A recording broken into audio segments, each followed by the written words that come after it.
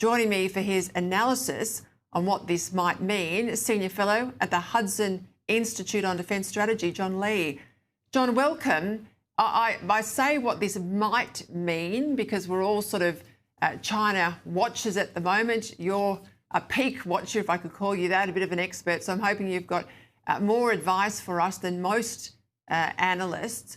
But given these allegations, let's start there. What do we know about them? How credible are they? And if he was leaking nuclear secrets, is this about as big as it gets? Well, we know very little because the CCP doesn't tell us much, but I'm sceptical this is about leaking nuclear secrets because think about it, if the most senior officer in a PLA was truly leaking nuclear secrets to the United States, they wouldn't really bother to also charge him with graft and discipline issues. I think this is very much about Xi grabbing power. If you look at the groups that are trying to constrain Xi, they are senior PLA officers, they are princelings, and General Yu Xi is a princeling as well as an officer, and they are political elders. President Xi has got rid of millions of officials in the last few years. So for me, this is just simply the most senior one, but obviously very significant.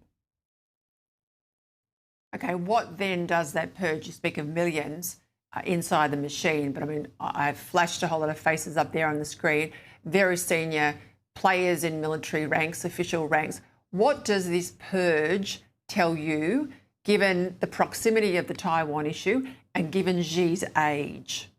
It tells me a couple of things. The first thing is Xi is more intent on personal political power than he is on state capacity. If you go back to October 2023, the 20th Party Congress, they unveiled the Central Military Commission, that is the peak body that would decide on any invasion of Taiwan. Of those 7 members in 2023, only 3 are left. So Xi has purged 4 of them.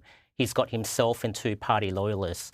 The President Yu Xi, he is the only one in the CMC who has had wartime experience going back to 1979. So the first thing you can say is Xi cares more about preserving his own unfettered political power than he does about state capacity.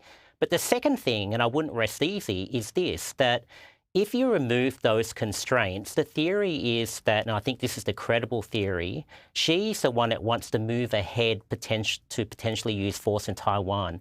It's those other groups that want to hold him back. So if he gets rid of those other vectors of power, if Xi has untrammeled power in the medium term, I think that's actually a more dangerous situation. And what about reports are of debates inside Taiwan, whether they're better to fight China, should it come to that, or basically acquiesce? Well, like any country, you've got to control the things you can control, and Taiwan has agency. Taiwan hasn't done what it needs to do, not just in terms of the amount of defence spending, but changing its military posture, buying weapons that would make it more difficult to invade, and also having a decent civilian defence program, a real one that would cause Beijing to pause.